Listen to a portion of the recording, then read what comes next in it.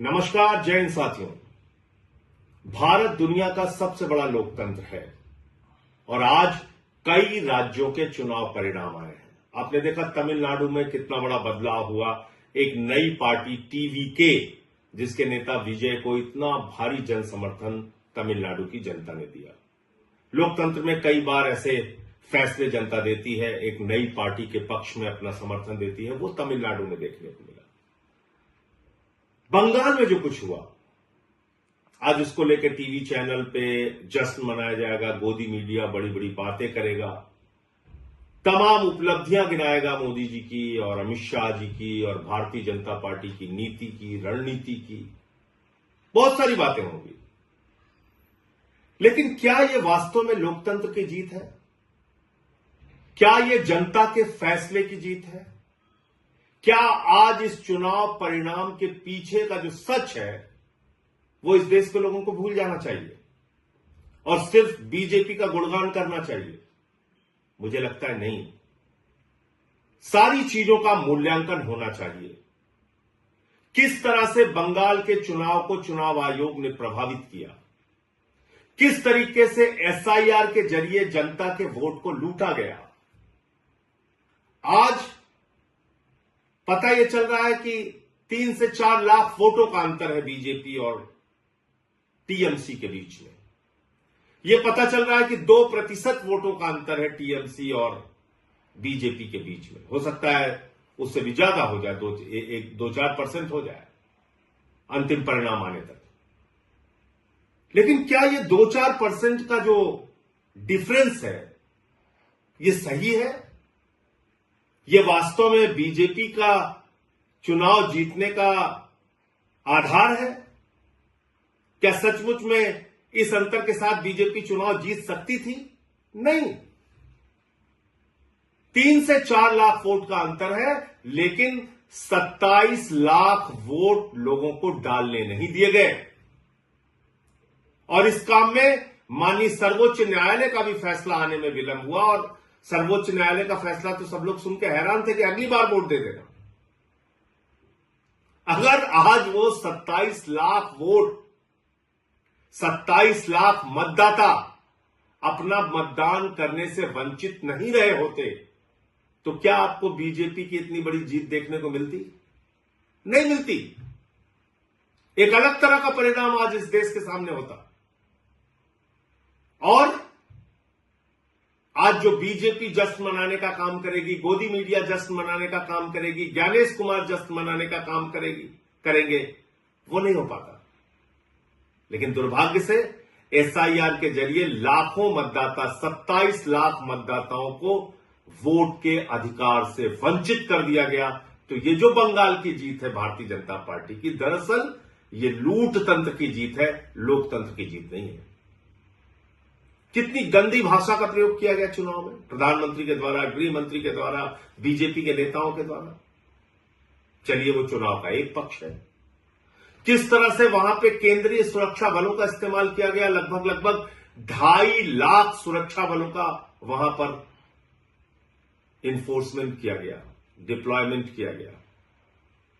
2.5 लाख सुरक्षा बल लगाए गए। कल्पना कीजिए, अमेरिका ईरान से लड़ने के लिए 50,000 सैनिकों का इस्तेमाल करता है और भारत की मोदी जी की सरकार ममता बनर्जी से लड़ने के लिए 2.5 लाख सैनिकों का इस्तेमाल करती है। इतनी बड़ी दुश्मनी ये निभाई जा रही है। फिर इस चुनाव में यह भी प्रश्न उठता है कि किस तरह से विपक्ष के जो नेता थे, कांग्रेस पार्टी जो थी, राहुल गांधी जो थे, वो जाके वहां पे ममता बनर्जी को ही टारगेट कर रहे थे। 3 से 4% वोट उन लोगों ने भी काटा। वो एक अलग प्रकार का सवाल है। लेकिन इसमें आज टीएमसी की हार हो गई, ममता बनर्जी की हार हो गई और लोकतंत्र की जीत हो गई, ऐसा नहीं है। सच्चाई को छिपाया नहीं जा सकता। ये एसआईआर के घपले की जीत है, ये ज्ञानेश कुमार के घोटाले की जीत है, ये मोदी अमित शाह के द्वारा केंद्रीय सुरक्षा बलों के बेजा इस्तेमाल की जीत है, ये मोदी अमित शाह के इशारे पर चुनाव आयोग एजेंट बन के बीजेपी का जिस तरह से काम कर रहा था और वहां पर सरकारी अधिकारी चाहे चीफ सेक्रेटरी हो, डीजीपी हो, तमाम जिलों के अधिकारी हो, एसपी हो, डीएम हो, जिस तरह से उनको हटाया गया, ये उसकी जीत है, ये लोकतंत्र की जीत नहीं है। इसके अलावा भी दूसरी बात है, जनता से भी कई प्रश्न हैं। अब जैसे दिल्ली का चुनाव हुआ, दिल्ली के चुनाव में आम आदमी पार्टी ने जो वादे किए पूरा किया, उससे ज्यादा काम करके दिखाया। लेकिन अगर आपको प्रधानमंत्री के 2,500 देने के झूठे वादे पर यकीन था, तो इसमें गलती आम आदमी पार्टी और केजरीवाल की नहीं थी। आज अगर बंगाल के चुनाव में, पंजाब के चुनाव में या दूसरे राज्यों के चुनाव में भारतीय जनता पार्टी जाती है, झूठे वादे करती है, उत्तर प्रदेश के चुनाव में, और उसका मूल्यांकन किए बगैर अगर आप उसको वोट करते हैं, तो इसमें उन पार्टियों की गलती नहीं है। हमको भी अपने बारे में सोचना पड़ेगा। पंजाब में हमारी सरकार ने जो वादा किया उससे ज्यादा काम किया, दिल्ली में हमने जो वादा किया उससे ज्यादा काम किया, लेकिन मोदी जी झालमुड़ी खा के चुनाव जीत रहे हैं, झूठे वादे करके चुनाव जीत रहे, कह रहे 3,000 रुपए देंगे।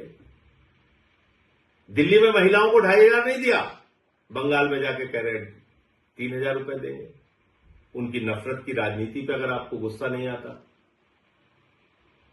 अगर 993 रुपए सिलेंडर का दाम बढ़ जाता है उस पर गुस्सा नहीं आता, चुनाव ठीक खत्म होता है उसके तुरंत बाद, और हम लोग कह रहे थे कि निश्चित रूप से गैस के दाम बढ़ेंगे, 261 रुपए 5 किलो के सिलेंडर का दाम बढ़ गया, अब पेट्रोल डीजल के भी दाम बढ़ेंगे।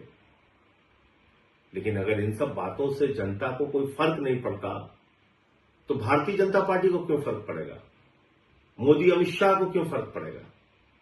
वो तो अपना ये लूट तंत्र का खेल चलाएंगे और जैसे चाहेंगे देश में महंगाई बढ़ाएंगे, जैसे चाहेंगे पूंजीपतियों को बढ़ावा देंगे, जैसे चाहेंगे सरकारी तंत्र का दुरुपयोग करेंगे, जो उन्होंने बंगाल में किया।